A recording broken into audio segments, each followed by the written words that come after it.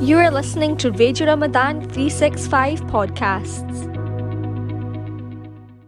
Bismillah ar-Rahman ar-Rahim, Radio Ramadan 87.7 FM program Reflections with your host Zubair Akram and my guest Shaykh Ruzwan Muhammad.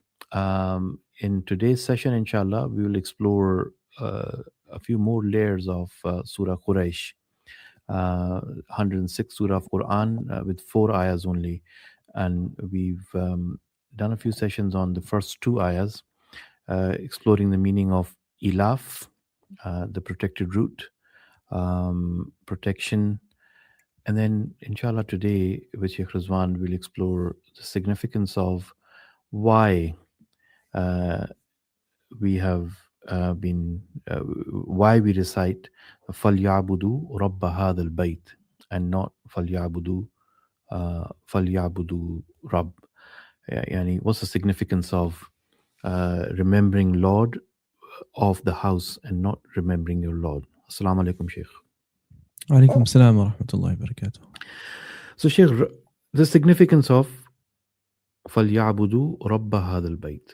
What's the connection between the previous ayahs and what's the significance of remembering Allah with the reference of His house?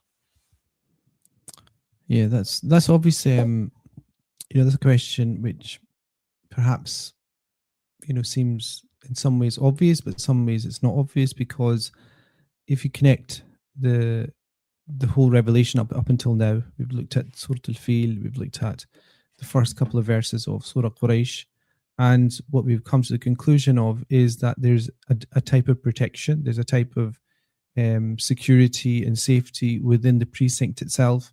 We also talked about that. Remember, we talked about the fact the Prophet was sent to that area, and he's the final prophet of Allah subhanahu wa ta'ala, sent to that specific area, and the area to prepare that final coming was made a place of sanctuary, it was made a place of safety, it was made a place out of the clutches of major regional powers.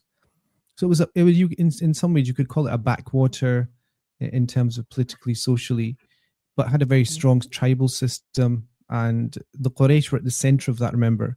So the Quraysh themselves were understood to be honored, to be dignified, to have a sense of nobility as well.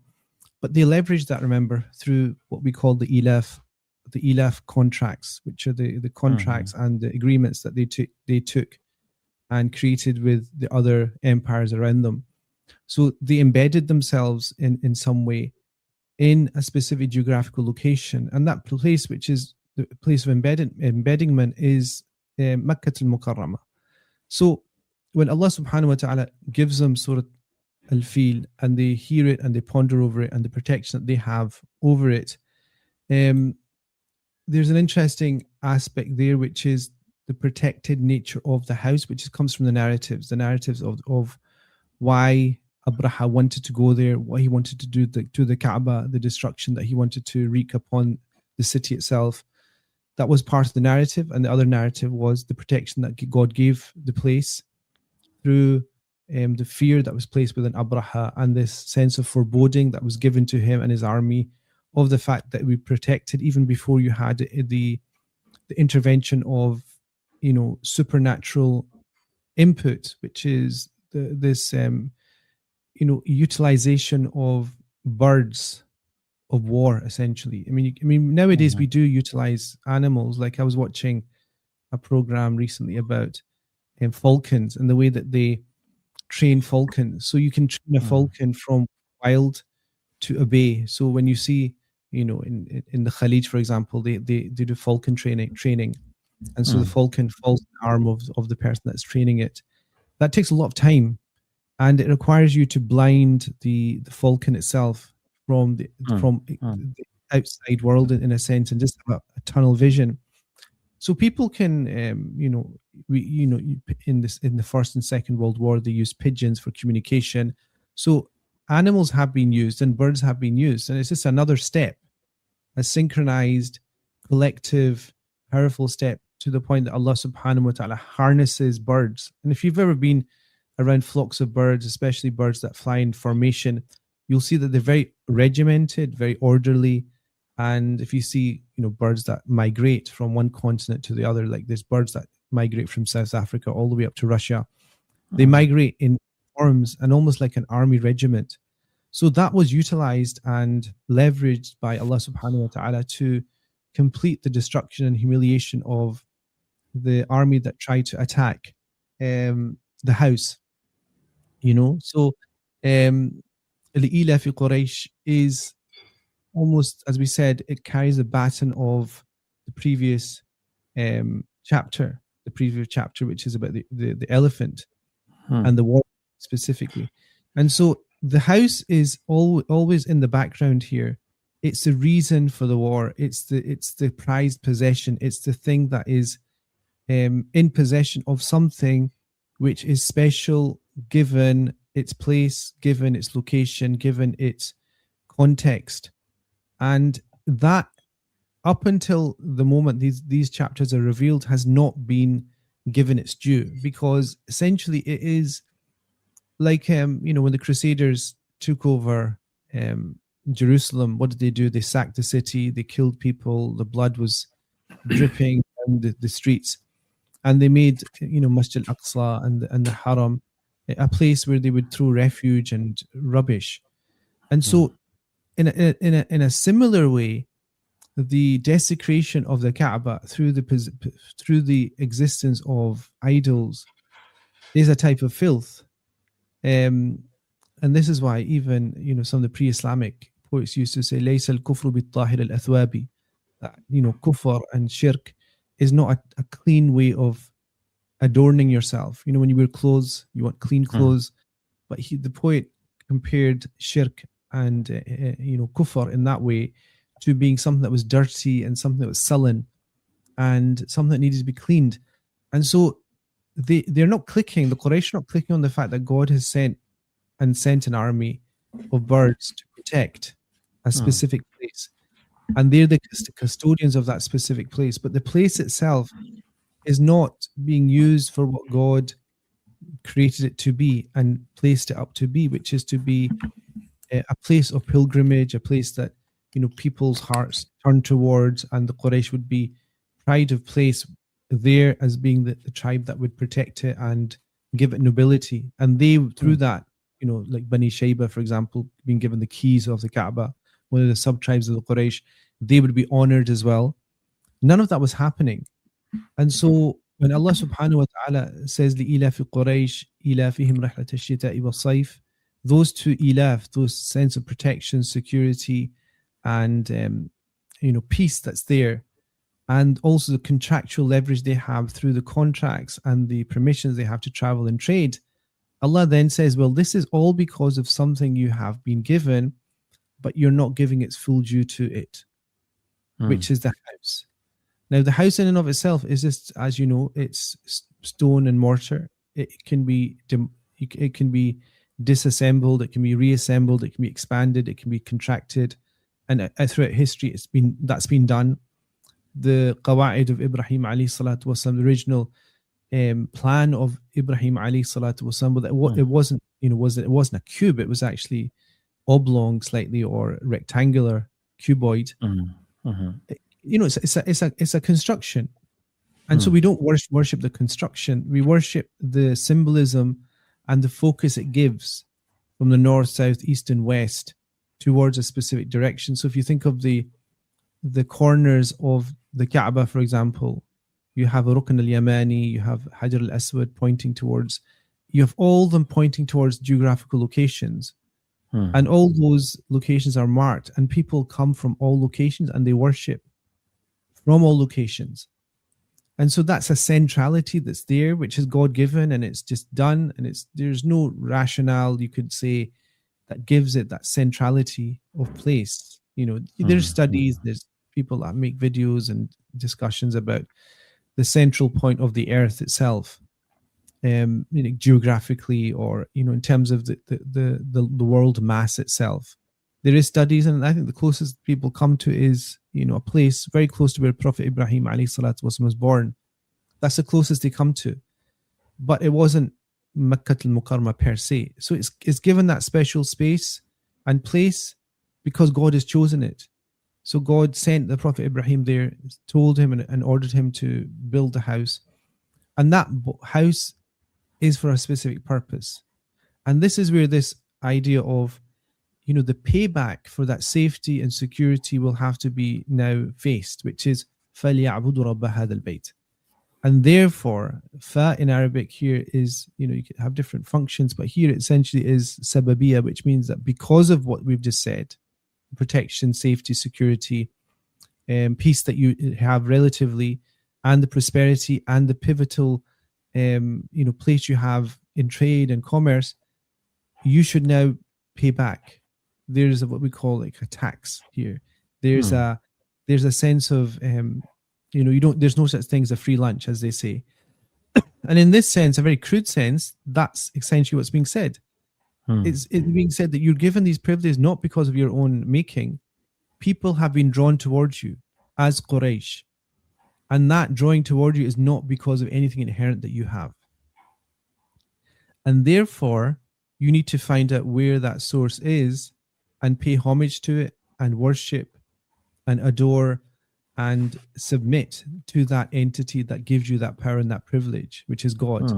فَلْيَعْبُدُوا رَبَّ هَذَا الْبَيْتِ. Rabb essentially is sustainer, the Lord, the one that keeps up something and sustains it, and nurtures it. And these kind of words that kind of come in the word cloud of Rabb, which is to nourish, is to sustain, is to give upbringing, is to bring up, like the upbringing of a child, for example, the tarbiyah of the child.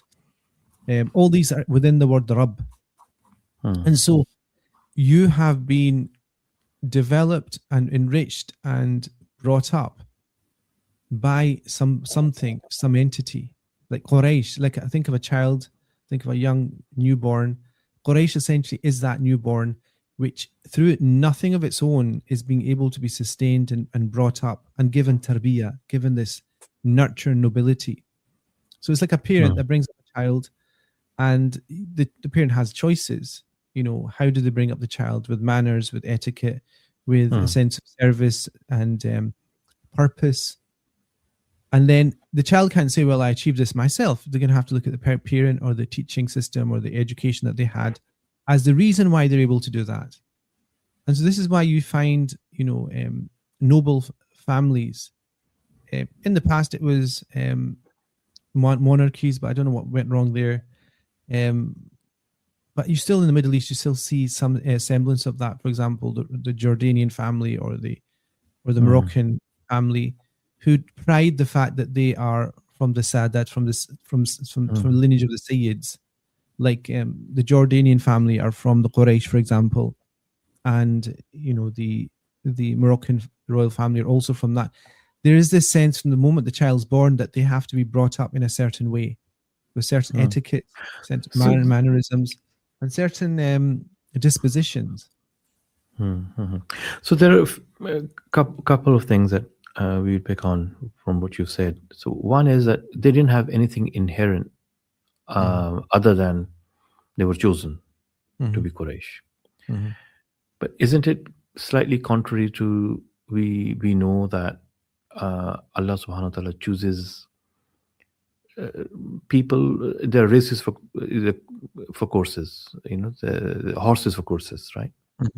So there's a course and there's a horse for that course. So the position of nobility is required to rule, to lead, to be the mutawalli of a priest. So there must be some degree of fazilat there. There is. Quraysh. I mean, that's not the. So it's the fact they've been chosen. It's not that they built it in themselves. Once they're chosen, then they try and uphold that. So the example of a monarchy, for example, or royal family, like the child's born in the family, it doesn't have a choice, and the family is the family. It doesn't have a choice. Once it is and given that status, then it has to keep up with the expectations of that tribe and that clan. So, for example, they will have to memorize, like in the Moroccan or Jordanian family, they'll have to memorize and have a specific, type of religious education. They'll have to have a certain type of military education. They'll have a certain education which relates to etiquette and mannerisms that are just befitting of a royal. So all these things are are, they come after the choice. So if you think of just the Prophet ﷺ, we mentioned this before, that the Prophet ﷺ said that Allah subhanahu wa ta'ala, chose the children of Bani Kanana from the children of Ismail alayhi salatu wasalam, and from the children of Kanana he chose the Quraysh, and from the Quraysh he chose the Bani Hashim, and he chose me from Bani Hashim. That's choice. Now once you're chosen, then you have to fulfill the role. And here, there's always something that's inherent sometimes with people. There is, because there's a famous story or instance of one of the tribes coming to the Prophet ﷺ from Bahrain, Bani Abdul Qais. They came, they wanted to swear allegiance and become Muslims. So they came, and then the whole tribe came, and that took 3 weeks or something, going through the desert. And you can imagine, you can't bathe, you can't wash, and you're coming through and you're sweating, and you come to the city. They arrived in the Madinah al-Nawwara, and the people that wanted to embrace Islam were so eager to do it that they just essentially went straight to the masjid, went to the Prophet ﷺ and pledged allegiance. And you can imagine, disheveled, dusty, sandy. I mean, we can't imagine it now, but going through desert storms and having just your clothing and not being able to change them. I mean, think about it. The stench would have been, you call it stench. It'd be the body odors would enter before they enter the masjid. Let's just say that. But one of them, the leader, tribal leader, he didn't do that. When he got to the outskirts, he'd prepared a casket, and he had clothes in it, and he washed. And you can imagine washing yourself after that long journey, perfuming yourself, putting new clothes on, and he came. So he basically delayed his entry, and he came to the Prophet ﷺ and he embraced the Prophet ﷺ, and it said, the narration say he kissed the Prophet's hand and his hands and his feet. And the Prophet ﷺ said that you're a man who's been given 2 qualities, beloved to God and his messenger. Al-ana'a, which is deliberation, and I've forgotten the other. Yeah, there's 2, so I've forgotten the other. Al-ana is this deliberation and this thoughtfulness of other people. And then the interesting is not... Ana has a negative kind of... No, ana is different. Ana'a is like... okay. Ananiya, you're talking about... Ana, the Urdu ana is different. Ana, yeah. Yeah, okay. Ana from ana. Oh, okay. So I've been given to you, Yeah. So the interesting is not that. The interesting is the person who is asked this, who was told this, said, are these qualities given to me by God, or are they inherent within me? So he wanted to know, are these qualities that I've inherently had all the time, or is something that God has given me? But then the person, the Prophet told him that these are given by Allah subhanahu wa ta'ala. So there is a sense that some people have inherent qualities of nobility, but that's through choice. I mean, in this sense, it's through choice, the choosing, not the choice, it's through the choosing of God. Like certain tribes are inherently predisposed to certain activities or certain traits or certain qualities. In tribal societies, that was kind of known.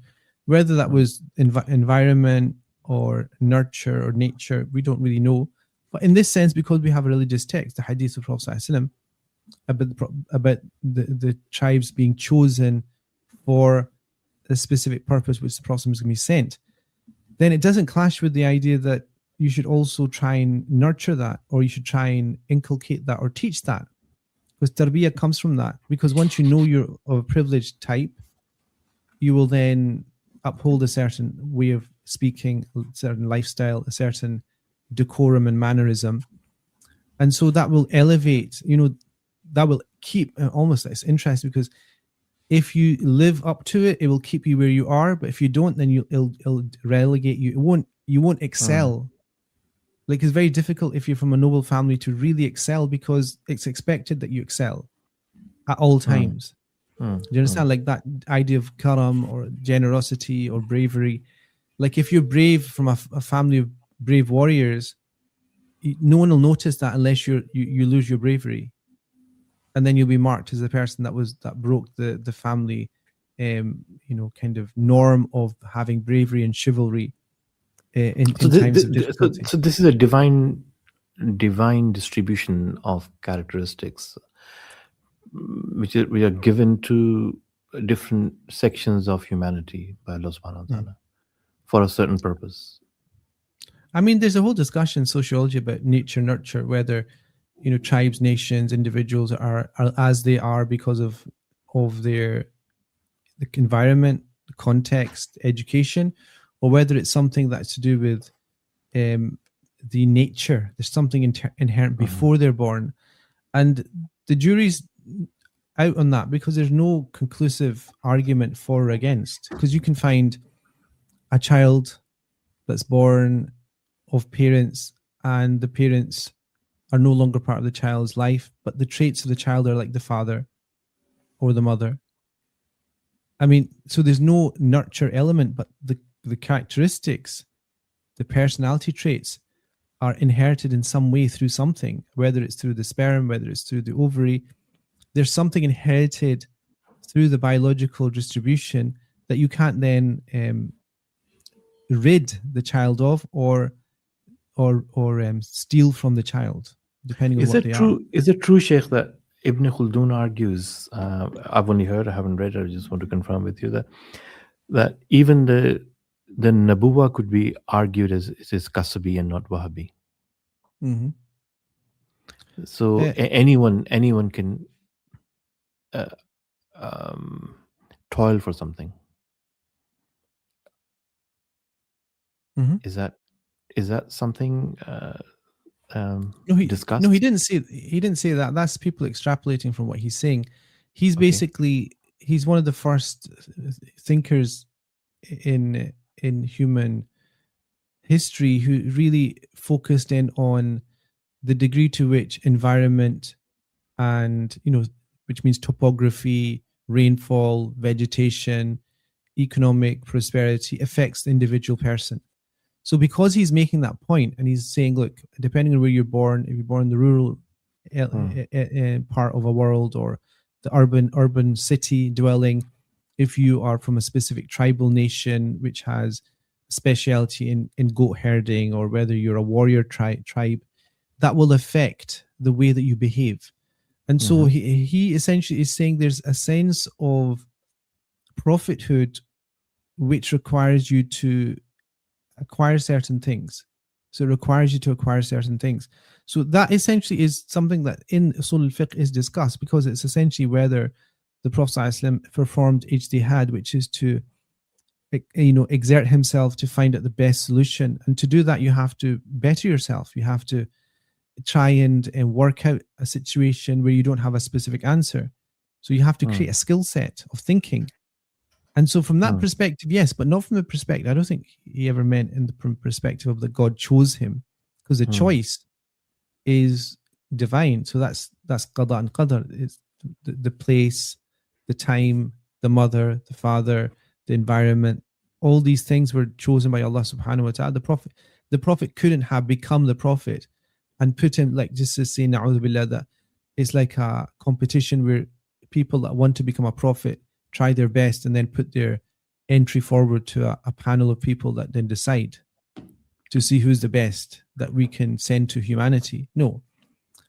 The hadith and everything that we know, the Quranic text as well, وَمَا أَرْسَلْنَاكَ إِلَّا رَحْمَةً لِلْعَالَمِينَ. The idea is irsal, is sent. Like, you're sent. You're not chosen because you're the best candidate. You're sent after having been chosen by God. And so it doesn't negate the fact that you have to strive and you struggle and you try and improve yourself. But this is one thing which is prophecy, which is not. Yeah, so you are chosen to do something because God has already given you certain qualities. And then you hone on those qualities. Then you live up to them and make them even better. And so you're given an environment, or you stay in that environment to preserve them. Yeah, if you take the example of the Prophet ﷺ, that's exactly what it is. He had to strive and struggle. Like, he wasn't chosen and then he was given a free pass in every difficulty he faced.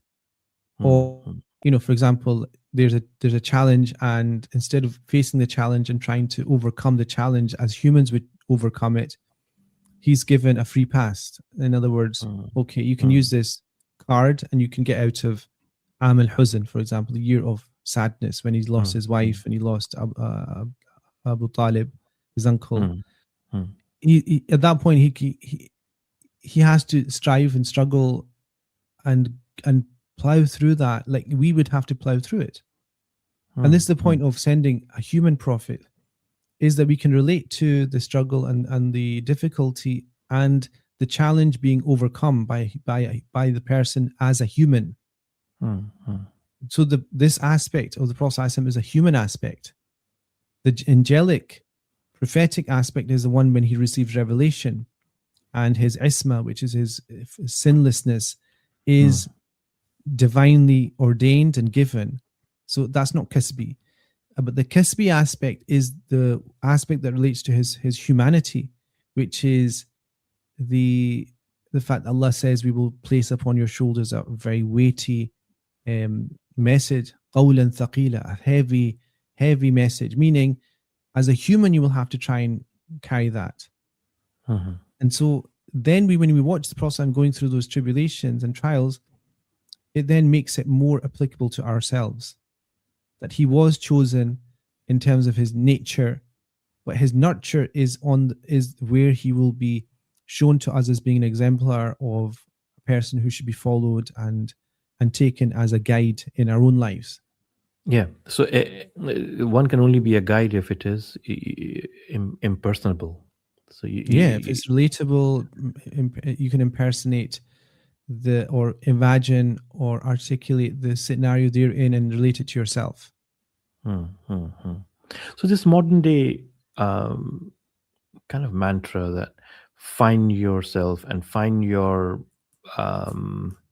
purpose of life, it has some Islamic roots, that you're finding your purpose and then staying on that purpose, i.e. then find the right environment for what you were made for. What's your purpose? Finding a specific thing for you in this entire universe. Is that does it hold any value in this concept that we're discussing? Yes, it does, because nature is a reality. People have a nature.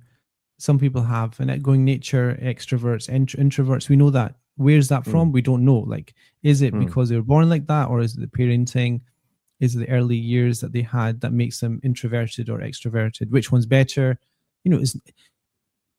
You are going to get to maturity when you make your own choices with a set of characteristics and traits and pros and cons, let's just say, that you will now have to take through your adult life when you're now responsible. Because up until the age of puberty, you're not really responsible. Tantrums and anger and a lack of application to anything. There's no repercussions because you're not really thinking about it.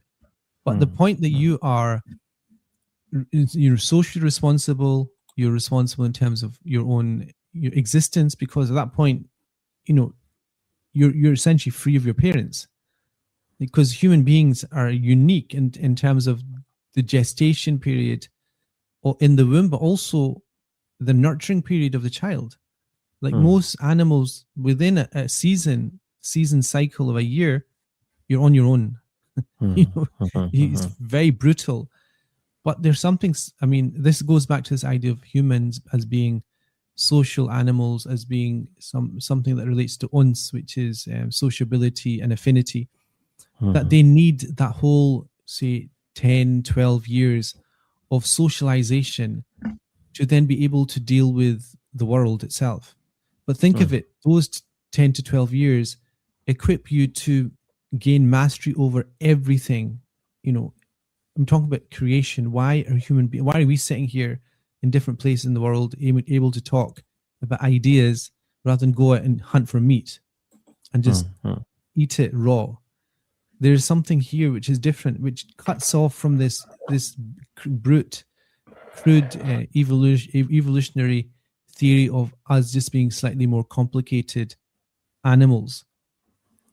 There's this idea of consciousness, this idea that we have this desire to connect with something beyond ourselves and to connect with meanings that are far greater than ourselves. That's something that no other no other entity has as a volition and choice. It has it inherently, like the bees, the ants. Every animal has this sense of God as an inherent natural thing, which doesn't require to be searched for.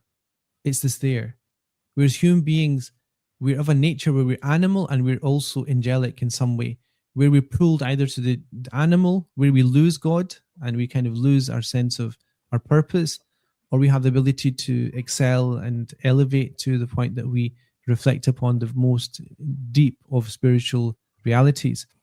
So this actually ties in with Surah Qureysh because, that animal survival, living existence nature, which is trade, commerce, consuming, power, and privilege. These are all related to, survival, essentially. But they don't make us what we are, which is different from the rest of the animal kingdom, which is through ma'rifah, through worship, through knowledge, through worship, so self-knowledge as well, which is what you were asking about in terms of discovering yourself. All of that ties in with this thing of فَلْيَعْبُدُ رَبَّ هَذَا الْبَيْتِ, which is to worship the Lord of this house. But it comes, as you said, from this sense of fulfilling your purpose. And there's some aspects of your purpose which are unique to you, and there's some aspects of your purpose which are inbuilt. They're basically factory settings. And so I think what the Quraysh are being told is you need to go back to your factory settings, which is unity, tawheed, the oneness of God. Human beings are booted in to a factory setting, default factory setting, which is the fact that you give shukr and gratitude to God, and then you build your life. You kind of go on that basis. And so this is why, all that, violence of Surah Al-Fil, of the destruction and the undermining of confidence and the destruction of the army, then all this kind of issue of money all just disappears into this summary, which is فَلْيَعْبُدُ رَبَّ هَذَا الْبَيْتِ. And so because of all that, let them worship the Lord of this house. Look at it. Everything that story of Fil has revolved around, and your travels in terms of trade have revolved around, is the speciality of this house that you're neglecting. Essentially, you're just passing by it winter and summer, not giving its due, filling it with idols, and it's a callback to that factory setting. Reflections with Shaykh Ruzwan Muhammad. A short ad break, and straight after the break, inshallah, we'll be discussing a few key topics, which is marifa, as Shaykh has said, and the concept of man arafa nafsahu faqad arafa rabbahu, and how does it tie in with tawheed.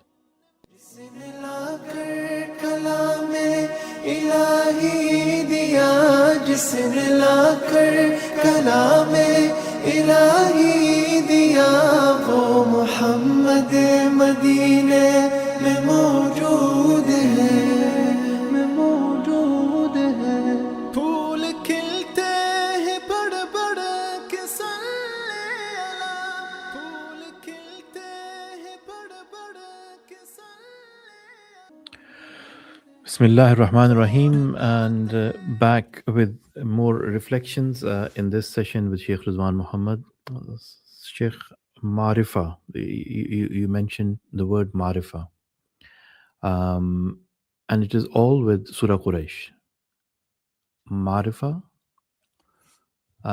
is a big topic, right? It's a big topic. Knowing yourself, knowing Allah subhanahu wa ta'ala, knowing your environment, knowing your bearings of where you are, what you are, who you are, what you're supposed to do. As these concepts, they have roots in Surah Qureysh. That's my question number one, and then we'll continue with the rest, inshallah. Okay, Bismillah ar-Rahman ar-Rahim. So yeah, I think I just threw out ma'rifah as a word. I think you caught onto it for some reason. Because ma'rifah essentially is related to ibadah, which is to worship. So you cannot worship unless you know. So you cannot worship something you do not know, or you cannot imagine the reason for worshipping.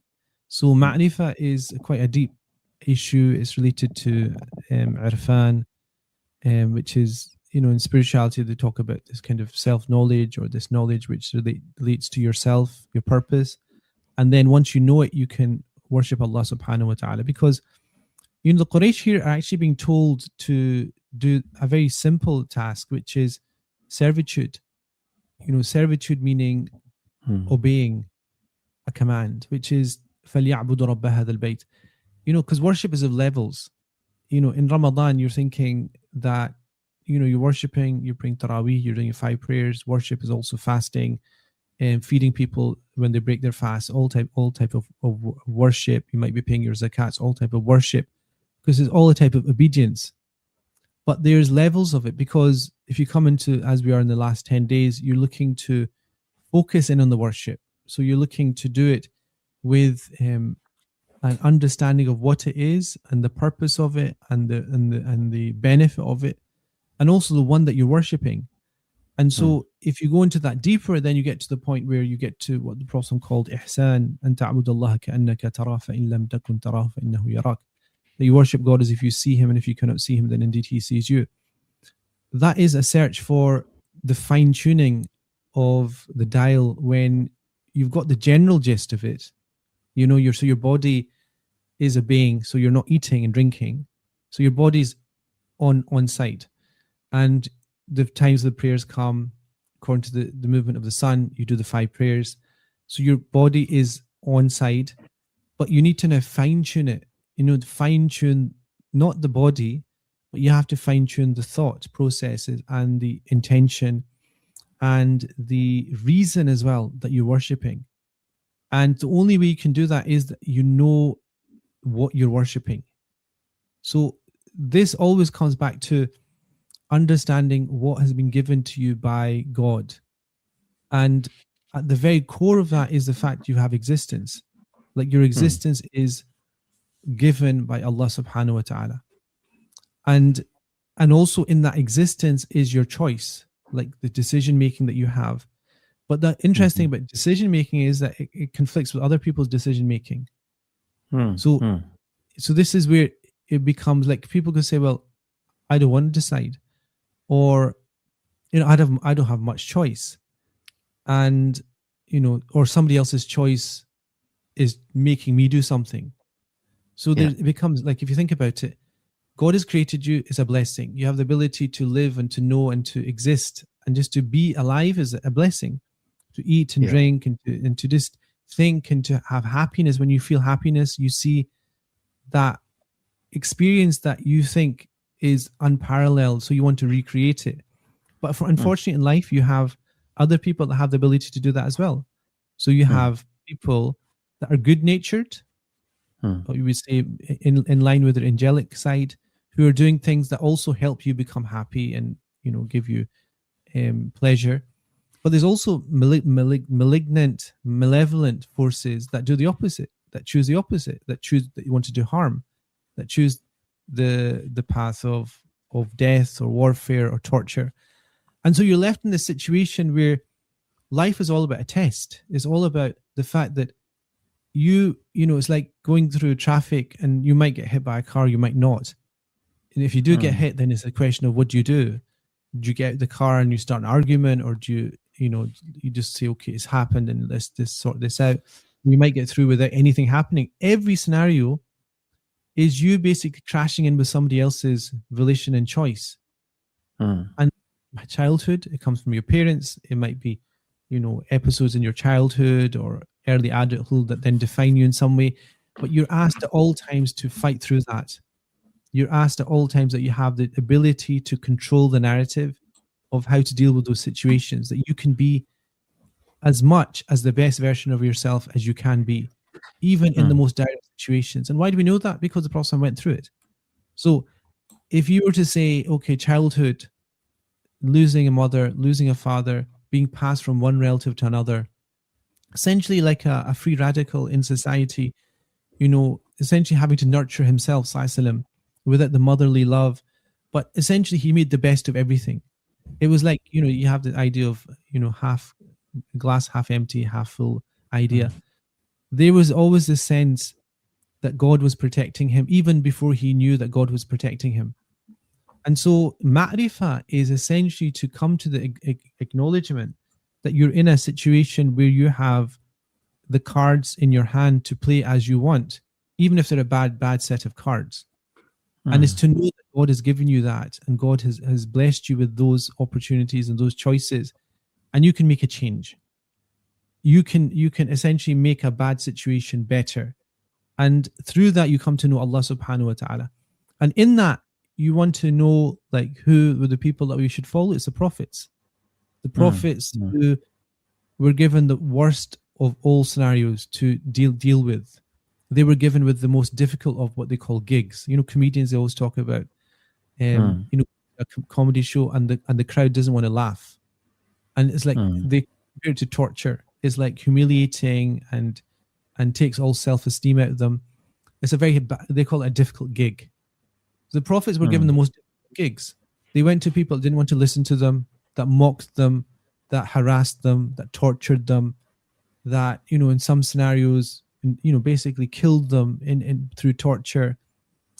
So, but they had, what did they do? They didn't say, okay, it's too difficult, we're not going to do it, or we'll choose another thing. No, they persevered. And the greater the prophet, the greater they persevered, and the greater the prophet, they became known as ulil azmi min ar-rusul.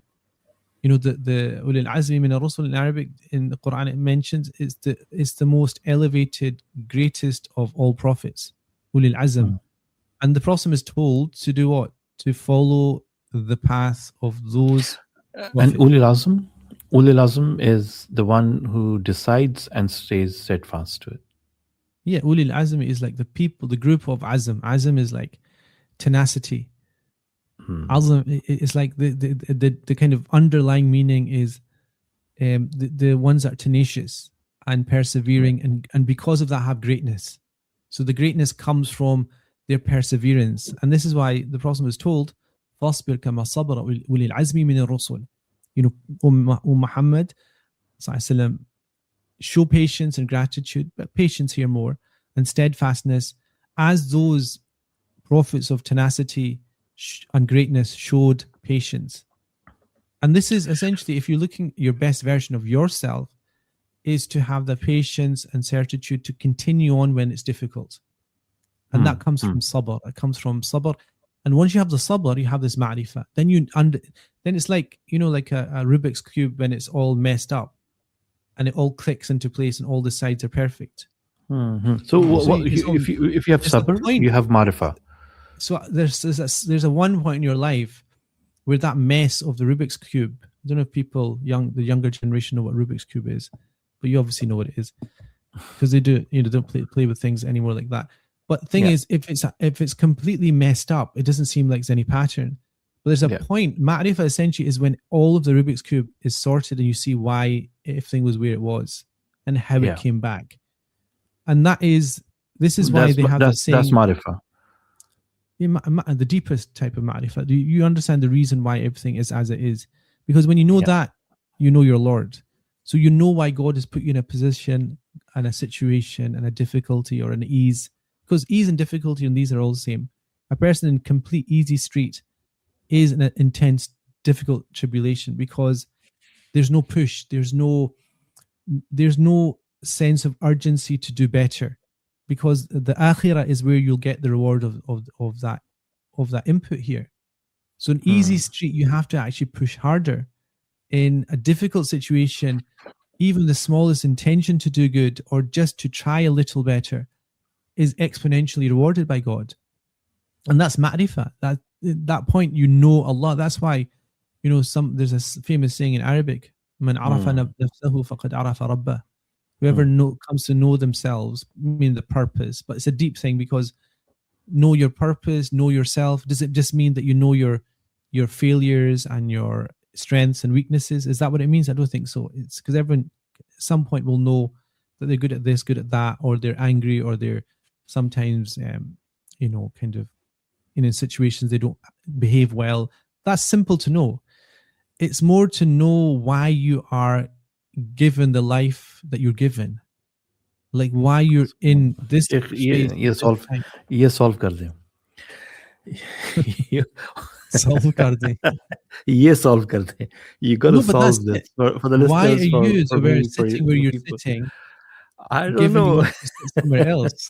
But once you know that, once you know why you're in the place you are, Yeah. you know yourself. Meaning you know the place of yourself in the cosmos, in the world, in the universe, in time and space, in this the era you're in now.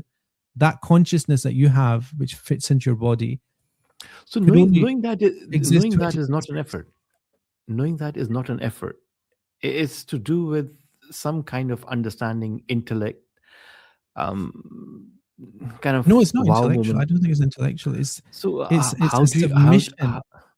yeah? So It's how do you, at the core of it, Zubair, is a submission. Is Islam, which is the meaning of Islam. At the core of was understanding the purpose is submitting to the fact that this is who you are, your family, your social contract, your economic situation, your relationships, Mm, mm, the nationality that you have, all this, that consciousness that you have at this moment in time is placed in your body to walk around with it and make sense of the world. But you have to be content with that. You have to submit to that. And then the choices naturally come because you can't change your gender. Let's just give you that for a starter. You can't, mm. certain limits to what you can change, but there's certain things you can change. And those things you can change, you do it in obedience to God, because that's the only thing that is going to be of relevance to you in the hereafter. And the So obedience to God is, remember, your life is a result of your decisions, correct? some of it, yeah, of course. Some of it's not.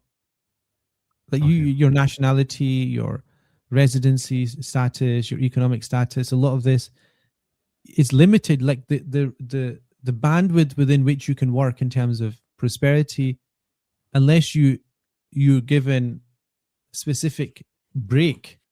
It's actually always a break. It's like a degree of luck. It's not even just skill. Because if you think of Tesla, for example, great scientist, lived in dire poverty with pigeons and died alone. Like your intellect and your ability to solve questions doesn't mean that you're going to be successful or happy.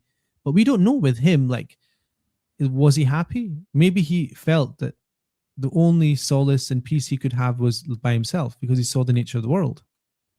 So for him, God will judge him. For you, God will judge you. For me, God will judge myself. Everybody is judged based upon the environment and the situation and decision making that they really had significant control over. And it's not about the outcome. Remember, I kept doing this in the initial shows about, it's not about markers of success. Like I died with 2 million surplus in the bank to give to my inheritors, or No, this is the no. GDP of the But country. I think what I'm sorry, it's not that understood, but it is what you've just said, knowing yourself, and that isn't an easy task. How do you know that you are on the path that you're meant to be? You don't know.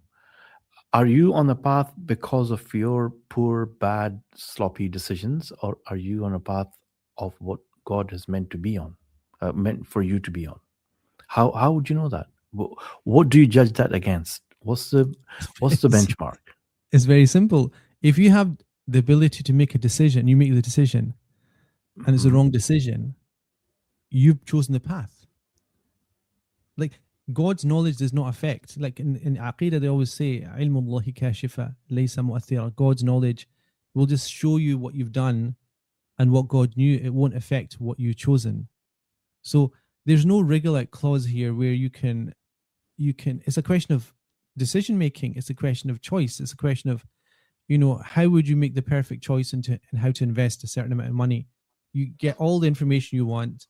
You'll still get as many opinions as possible on what the best course of action is. Like, for example, now you've got this war going on, and people are, if you just think about, investment, people are just discussing, where should we invest? Is it the American Stock Exchange, British, international basket? Is it gold? Is it silver? Should we hedge against oil reserves? Is it AI? Everybody is in a pickle over where they put their excess wealth. And that's based upon decision making. And sometimes decision making is not easy. So if you're in a difficult situation, or you consider a person considers themselves in a situation they shouldn't be in, certain times you don't have the ability to get out of that, because nobody knows how to make the right decision at some level. But generally, the way that success is incrementally created is you try and do, you bench against the worst scenario. So, for example, you go to school, you try and get a broad education so that whatever happens in the job market, you'll have skills that might go into that. You go into university, you say, okay, let's get a profession that most likely will still 70% give me a job at the end of it. So, for example, you go to university, you get a degree in, apologize to people that have these degrees, but psychology and Greek literature, for example. That either will make you extremely rich because it's such a niche that if you're really clever, people will headhunt you because you're expert in a niche and you're able to think outside the box, or you'll essentially be, not using that degree at all. Yeah, that's decision making, isn't it? Yeah. But you could say, look, I mean, Steve Jobs, he dropped out of university. He spent the year he spent out of university studying calligraphy, and essentially was a waste of time. And you could say, well, he wasted his life. He could basically slept on people's. He himself says slept on people's floors for a year, and he was fed through these kind of mandar, free food from a Hindu temple or something. But then the calligraphy came in use 30 years later when he started to create the Apple Mac computer, and he was basically facing off with normal PCs, and the one thing that he felt he had leverage with was typeface. So the typeface of the font, because it was ugly. Essentially, the PC font type was one type. And then he said, okay, I'm going to give you a computer with all the same tech capacity, different operating system, but essentially on the surface, same thing, but you can choose the font. And the font was the decision that essentially gave him the active edge, even until now, over their competitors. It's aesthetics. It's about the feeling of using something that they've created. Yeah, it's experience. And so if you go back to the choice, he made the wrong choice. He dropped out of university, wrong choice. Like 95% of time, that's a wrong choice. And choosing calligraphy is definitely a wrong choice because nobody's writing anymore. The wrong choice. So he's made a 99% wrong choice out of 100, but that 1% of wrong choice was actually the right choice. So that's just something to do with the flow of how the world works. And you have to control and own your choices. You have to, and that's marifa. I think nowadays, modern humans, there is one of the greatest diseases in the modern psyche is looking for a reason to play the victim. Yeah. And to be an outcome of your environment. And then to spend your whole life then digging through your past to try and rectify your present and future, which is the basis of psychology, actually. Psychiatry is essentially trauma, find out your childhood trauma, and then work through it. It's not to undermine that whole move, but I think the vocabulary and the mindset and the underlying science behind that, even if it's now prominent and it's expanded, is inherently anti-human, because it doesn't. There's ways of addressing what we call trauma. There's ways of addressing episodes in the past that build on positive growth. In other words, controlling, accepting, compartmentalizing, and then storing away into the past, and then moving on through volition and choice. But that's not the way the world is moving now. It's telling people to have, to essentially dig up things in the past and then make yourself a victim of your environment and your past. I think that mindset is allowed to fester because it creates a whole industry in terms of that profession, but it also allows the very easy move away from responsibility as well. like the present responsibility of the present, your responsibility of the present at this moment in time. It absolves you of that.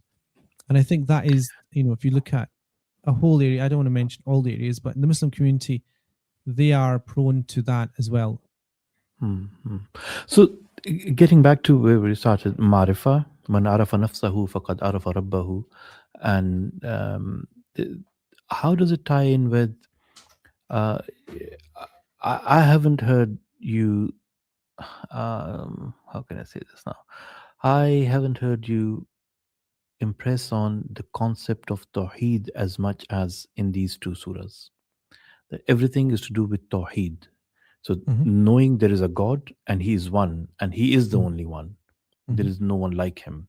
He wasn't born and he of anyone, and nobody could be born out of Him in that concept. So that aspect of Tawheed, is it Ilah or is it Rabb? What are we saying? Are we just to focus on the quality of that being as Ilah, the one who should be worshipped, or the one who owns us and owns everything? So, I mean, I've not made a distinction here because Rabb, when I explained it, I mentioned this idea of nurturing, of being worthy because of a quality. Ilah is essentially Godhead, is, it's not almost like an abstract idea of the one that creates out of nothing. And because of the fact that God creates out of nothing, He's worthy of worship. Lam yalid wa lam yulad. So, Qul huwa Allahu ahad. Say, O Muhammad, that God is absolute and unique unity. So this is what ahad means in that sense. Ahad, Qul huwa Allah, is Allah, is not a Rabb. So in Surah Al-Ikhlas, it focuses in on the uluhiyya, which is the divine nature of God, which is abstract, which is to do with creation, and which is to do with His entity by itself without any connection to anything else. So the fact He has no son, nothing emanates out of Him, subhanahu wa ta'ala, that He is self-subsistent, that He is al-qayyum, that He is a samad, the one that has no need and is completely self-contained. All of that is regardless of whether there was something to worship God. So if you think of Qul huwa Allahu ahad, say He is Allah the One, is not saying to worship. Allahu Samad, God is the self-sustaining. Lam yalid wa lam yulad, neither born nor begotten. Wa lam yakul lahu kufuwan ahad, there is nothing like unto Him. At no point is it calling you to do anything. There's an app. It's recognizing that being, the status of God. The and status of God. What is God? The status of God. So, and that's what Tawheed is. This is what you've been saying all along in these last 20 sessions or so. Yeah. So this is Allah, knowing the status of God. Knowing the status, knowing what God is, uniqueness. Why is Allah unique? Outside time, outside space. That moment you've defined God. Imam al-Asfahani or Raghib al-Asfahani says, Al-Ana Da'im, Allah is the constant period of time. Like time does not afflict God. Like God is timeless or outside time. Which, I mean, all these things are. Yeah, so we're not in that picture. We're not in that picture. But in the chapter of Quraysh and Surah Al-Fil, God manifests as a Rabb. Rabb had al-bayt. Rabb means the protector, sustainer, nourisher, and provider, and and Rabb is also Tawheed. Rabb implies Tawheed, doesn't it? Rabb, because no one can nourish as uniquely as God. There can only be one entity that nourishes as uniquely as God, that protects as uniquely as God, which comes into Tawheed because it comes into the unity of God. Because sustaining in an absolute sense can only be to one entity. Like if one wanted to sustain, like imagine you have two gods. It's called the proof of Tamanu in philosophy. You have two gods. One decided that, I think, Zayd should have a good day today. And the other one said, no, I think we should make it difficult for him. Well, which one's going to decide? How are we going to decide how the world's going to, essentially come out of this day? You have to have one. That's Rabb. There has to be one entity, that has the veto. So understand. So what what I'm after is that what you've said, the key to all the problems is the concept of Tawheed. Mhm. Or if you are on a line which is leading you to destruction as Mm. humanity, as people, as individual, or a community, if you know your God as one, Tawheed, if you have the concept of Tawheed, you are safe, Mm. right? Yes. If that's the case, so I'm just going to read. Since the Quraysh became Mhm. accustomed to the journey of winter and summer, therefore let them worship the Lord of this house. Mm. Tawheed. Where is Tawheed in this? So Tawheed is implied within Rabb. Rabb is one of the is one of the names like Al-Qawi, Mm, Al-Majid, mm, Al-Qahir, Al-Mutakabbir. This is one of the manifestations of what a God is, a real God, meaning the real God. So mm, also related to that is prosperity and justice and peace, because what I'm going to probably think about now, just bookmark this, so remind me this tomorrow, mhm, is mhm, that a Rabb also requires you to have a certain moral outlook of right and mm, wrong, of justice and injustice, of peace and war, of do and don't. So the whole thing about Rabb is an ilah and tawheed is that your source of morality has to be one as well. Your source of just war has to be one. Your source of the way that family units are ordered, and all the ways that you order society has to be taken in terms of what's good and what's not from one specific source. So it mm, doesn't mean that you have no intellectual brain use in that, but mhm, the general principles, the boundaries of what that is, are going to be divinely revealed. And so Allah is essentially saying you've been given all these blessings, and so now worship the Lord of this house. The Lord will be the one that will then, when you look at the Lord of this house, will reveal a book and will send a prophet and will give you guidance. All of that in this environment where you were protected and saved and safe and secured. Now, the one that comes now, which is Al-Amin, the Prophet ﷺ, will now be the person that will give you that morality, give you that sense of justice, give you the sense of dignity that you have. And actually, what the Prophet will do is emphasize you in that, will ingrain you in that, will also embed that further into you as a group, as the Quraysh, as a people that people look up to. And so that's where this chapter is going to come to its conclusion, which is you should now worship this Lord. And then I'll give you again a recap of why that was the case. I was looking for. So just final moments. Iqbal says ye chaman mamoor hoga nagmae tawheed se. So his conclusion, Iqbal's conclusion, in the solution of all the human inequalities or human problems is that there's a lack of tawheed in this modern day that we are living. The age we live in doesn't recognize God, and hence the problems. Yeah, so he basically took that from Nietzsche, who said the same thing. So Nietzsche said that God is dead, but he didn't mean that we're all atheists. He basically said once you take God out of the equation in philosophy and morality and civilization, you basically have killed society. You need God. You need God at the center to create morality, to create a center of existence, purpose.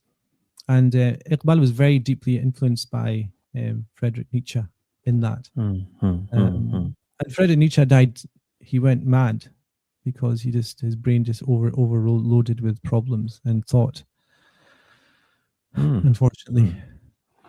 Shab And गुरेजा I think होगी actually, आखिर जलवाए I Khurshid think से. Iqbal actually said that if only he would be able to tap into a Rumi, he would never have died in the state he did. Yeah. Yeah. Maulana Room. That was his sheikh. Although they were ages apart. So inshallah, Sheikh, tomorrow we will discover Tawheed in its form that you said. In People have discovered already. we We're will going to read discover like we will discover the manifestations of Tawheed. okay, inshallah. Inshallah, yeah. The prosperity, justice, economy, security, and all of that collectively is Tawheed. Inshallah. That's all we have for reflections in this session today. Inshallah, we'll be back tomorrow. Until then, Assalamu alaikum wa rahmatullah. Alaikum salam.